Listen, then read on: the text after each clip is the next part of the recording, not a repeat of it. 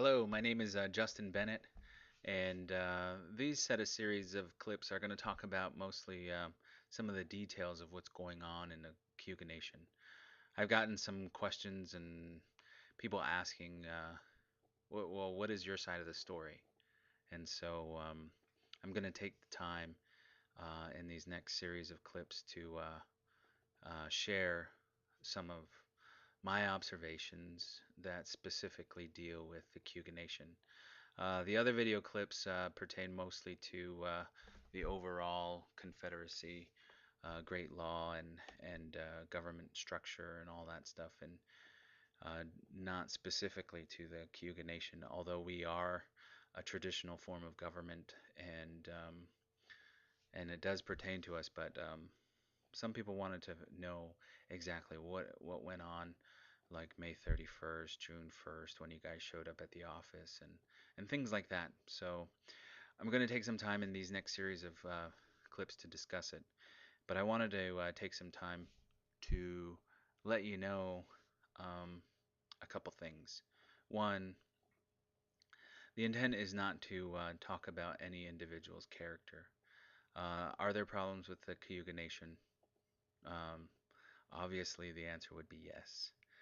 Um, and so want to try to be fair and not focus on any individual's character, lifestyle, the way anybody lives, and mostly focus on any decisions that have been made that have an impact on the Cayuga Nation, or the lack of decisions that have not have been made on behalf of the Cayuga Nation, and then how those decisions are made with only half a council and have been done so for many years, for a long time. And so some of the things that I say are going, maybe they'll be disturbing, maybe they'll be funny, maybe they won't mean anything. But anyway, I just wanted to take the time to share that and be clear that it's not about the individuals, because when you come down to it, it comes down to all the Cayugas, comes down to all of us who have accepted the status quo and who have not known any better either, not knowing what our form of government is and not knowing the processes that it has and not able to rebut or refute some of the things that have been going on. And that really falls in our lap. And so as we have allowed some of these things to happen, it's not just one person's fault or a couple people's fault, but unfortunately, with what's going on today, um, it does have that impact. But the other thing is am I a disgruntled employee? No. I would agree with I am a disappointed Cayuga Nation citizen, but it doesn't have anything to do with my job. I've lost a job before for political reasons and understand that when you are on the opposite end of um, and on the opposite end of the other person, then if the other person can take you out, they're going to take you out, and that is what has happened to me, and there's that's just the way life is, and I understand that, and so this doesn't have anything to do with my employment, but this has everything to do with the Cayuga Nation people. Um, I have found myself with the privilege of being in a certain place at a certain time with a certain problem. And my wife and family, particularly my wife, because when you lose a job, you just go find another job and go do that. But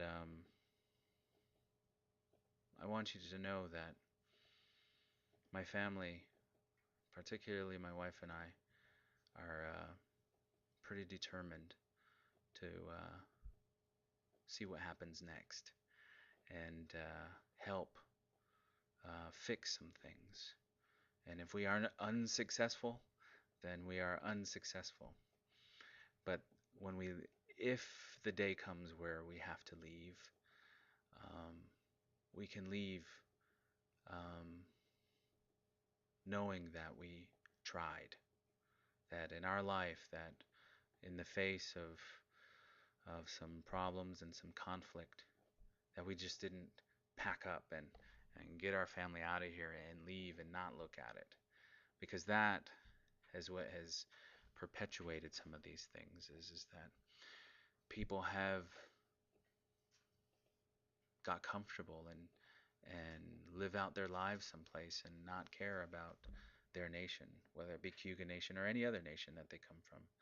They like some attorneys have written that they have strong family ties, strong social, and all sorts of things that say, I'm not ready to move and not ready to pack up and uproot my family and take them to Seneca Falls, which is okay because everybody's different, which leads me into the other thing. So I want you to know that I'm not a disgruntled employee, but just rather trying to help out.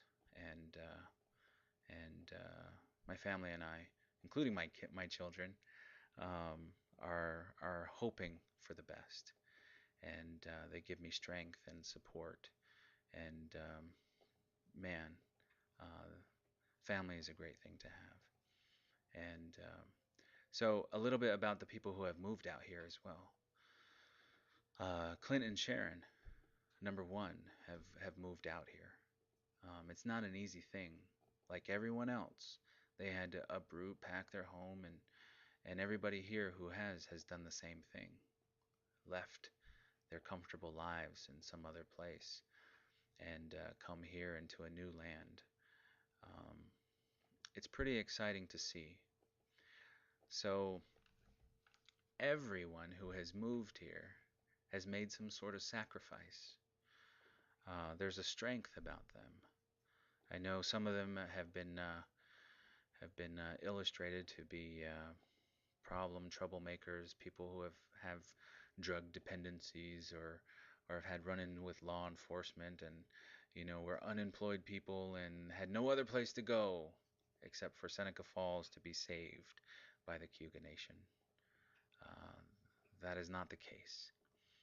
The people here are people of faith. They are believing in the Cayuga Nation. They believe in a nation that is fair, that is run by the great law of peace, and are hanging in there with everything they got. Each day, these people have to get up and go into a place where they are oppressed. They are uncomfortable and made to feel uncomfortable, but yet they hang in there because they're wanting to um, see something magnificent happen. And all it is just a difference of opinion. Everybody here has an idea of how things should be run, and everybody thinks that things should be run this way and run that way, and everybody has ideas here and there, and therein lies the conflict.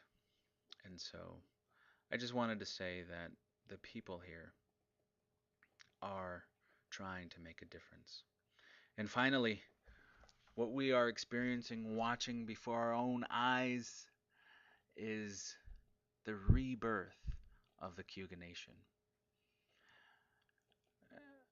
We are experiencing labor pains, contractions, and the whole birthing process. And it's pretty painful. Boy, is it painful. And it can be confusing too. It can be stressful, and particularly for those who don't live here, you know, I hope that describing it as a rebirth can let you know how this feels.